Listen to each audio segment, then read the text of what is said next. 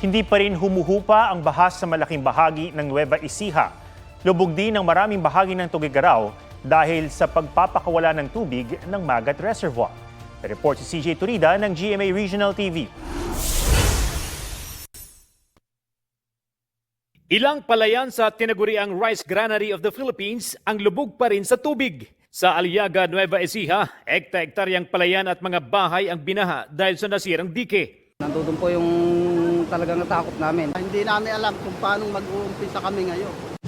Sa San Jose City, tinatyaga ng mga magsasaka na isalba ang mga binahan nilang pananim.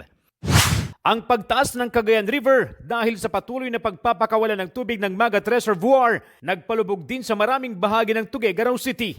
Sa Barangay Centro Jess, lampas bahay pa rin ang tubig. Halos 1,000 ang nasa evacuation centers. Sa Ilagan, Isabela naman, ang ilan nagbabangka o tumatawid na sa bubong para makalabas. Libo-libo pa ang nasa evacuation centers. Balsa naman ang gamit ng ilan para makatawid sa baha sa Santa Barbara, Pangasinan.